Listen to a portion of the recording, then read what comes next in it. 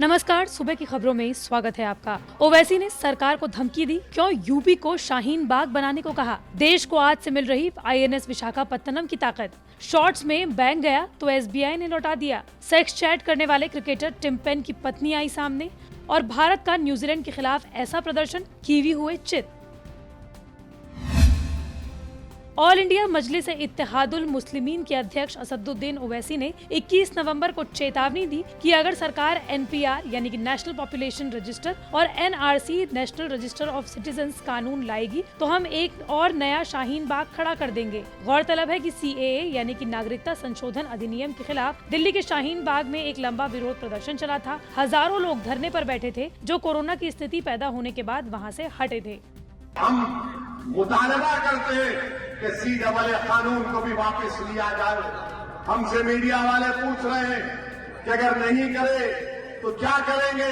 अगर एनपीआर और एनआरसी का कानून बनाएंगे तो हम दोबारा रोड पे निकलेंगे। यहीं पर भी शाहीन बाग बनेगा इंशाअल्लाह ताला, याद रखना। इसके अलावा रामपुर में आयोजित एक जनसभा को संबोधित करते हुए ओवैसी ने कहा कि प्रधानमंत्री नरेंद्र मोदी देश के सबसे बड़े नौटंकीबाज हैं और गलती से राजनीति में आ गए, वरना बेचारे फिल्म इंडस्ट्री वालों का क्या होता। सारे अवार्ड्स तो मोदी जी ही जीत लेते। उन्होंने ये भी कहा कि तीनों कृषि कानूनों को वापस लेने के बाद प्रधानमंत्री ने कहा कि मेरी तपस्या में कमी रह गई। इससे साफ तौर पर जाहिर होता है कि आखिर हमारे देश के प्रधानमंत्री कितने बड़े एक्टिंग बाज हैं।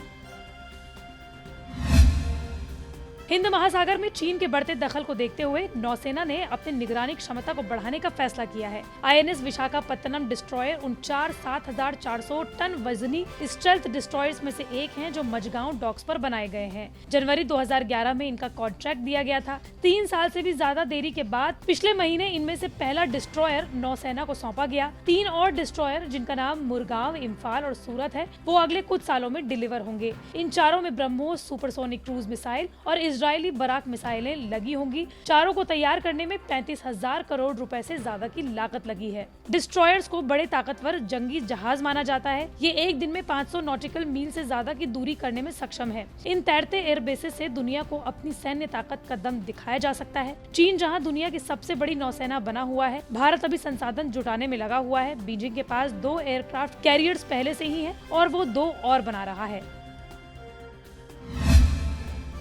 कलकत्ता में एसबीआई बैंक पर एक शख्स ने अजीबोगरीब आरोप लगाया है। शख्स का कहना है कि जब वो शॉर्ट्स पहनकर गया तो बैंक ने उसे लौटा दिया और फुल पैंट पहनकर आने को कहा। ये दावा कलकत्ता के रहने वाले आशीष ने किया है। उन्होंने ट्विटर पर एसबीआई से शिकायत की है और पूछा है कि क्या बैंक में आने वाले कस्टमर्स के लिए कोई ड्रेस कोड है। इस पर एसबीआई की ओर से जवाब दिया गया कि कोई ड्रेस कोड नहीं है। इसके साथ ही एसबीआई ने आशीष की शिकायत को दर्ज कर लिया है। ट्वीट 16 नवम्बर का बताया जा रहा है, जहाँ आशीष नाम के शख्स ने लिखा, एसबीआई आज शॉर्ट्स पहनकर आपकी शाखा में गया, लेकिन मुझसे कहा गया कि मुझे फुल पैंट पहनकर आने की जरूरत है क्योंकि शाखा ग्राहकों से सभ्यता बनाए रखने की अपेक्षा करती है। क्या इस बारे में कोई आपराधिक नीति है कि ग्राहक क्या पहन सकता है और क्या नहीं। इस ट्वीट का रिप्लाई करते हुए एसबीआई ने जवाब दिया, हम आपकी चिंता को समझते हैं और उसका सम्मान भी करते हैं। हम ये स्पष्ट करते हैं कि हमारे ग्राहकों के लिए कोई नीति या निर्धारित ड्रेस कोड नहीं है। वो अपनी पसंद के मुताबिक तैयार हो सकते हैं और सार्वजनिक स्थान के लिए स्थापनीय रूप से स्वीकार मापदंडों, परंपरा और संस्कृति पर विचार कर सकते हैं। आशीष के इस ट्वीट के बाद कई लोग एसबीआई में अकाउंट बंद कराने की उन्हें सलाह दे रहे हैं। वहीं अब इस घटना के बाद सोशल मीडिया पर मीम्स की बारिश हो गई है।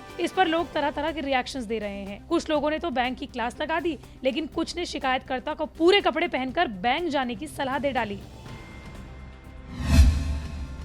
ऑस्ट्रेलियाई टीम के विकेटकीपर बल्लेबाज टिम पेन की अश्लील चैट और फोटो वायरल होने पर मुसीबत बढ़ती जा रही है। इसी के चलते लोगों की आलोचनाओं का सामना तो करना ही पड़ रहा है, साथ ही उन्हें टेस्ट टीम की कप्तानी भी छोड़नी पड़ी। इसी मुश्किल घड़ी में अब उनकी पत्नी बॉनी मैक्स सामने आई है और उन्होंने अपने पति का सपोर्ट किया है। दरअसल टिम पेन की ये चैट और फोटो 2017-18 एशेज सीरीज के दौरान की बताई जा रही है, जब टिम पेन ने ये चैटिंग देश की एक महिला क्रिकेटर से की थी। तब टिम पेन की शादी बॉनी से 2016 में हो चुकी थी। अब इस मामले के सामने आने के बाद ऑस्ट्रेलियाई क्रिकेट बोर्ड भी हैरान है और आलोचनाओं का शिकार हुआ है। कई लोग तो ये कह रहे हैं कि बोर्ड ने पेन के खिलाफ कोई कार्रवाई नहीं दी, बल्कि उन्हें क्लीन चिट दे दी। अब इस मामले को लेकर बोनी मैक्स ने संडे टेलीग्राफ और संडे हेराल्ड से बातचीत की। उन्होंने कहा कि टिम के लिए मेरी सहानुभूति है। मैं इस पूरे मामले से 2018 में ही गुजर चुकी हूँ। मुझे बुरा भी लगा है कि इस पूरे मामले को दोबारा पब्लिक के सामने उछाला जा रहा है, जबकि हम इस बुरे दौर को पीछे छोड़ चुके हैं। मेरा मानना है कि दोबारा इस मुद्दे को उछालकर टिम पेन के साथ अन्याय किया जा रहा है।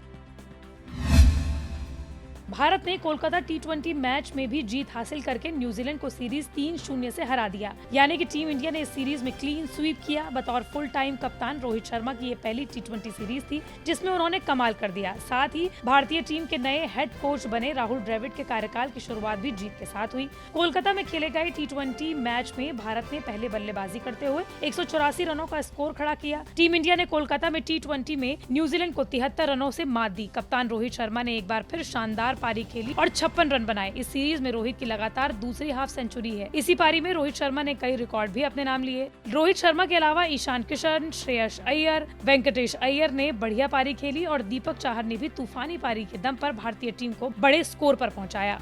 चलिए आपको सीरीज का हाल भी बता देते हैं। जयपुर में जो पहली T20 सीरीज का पहला मैच खेला गया था उसमें भारत ने 5 विकेट से जीत दर्ज की। रांची जहां पर T20 का दूसरा मैच खेला गया था वहां पर भारत ने 7 विकेट से मैच जीता और कोलकाता में हुए आखिरी T20 मैच में भारत ने ये मैच 73 रनों से जीता।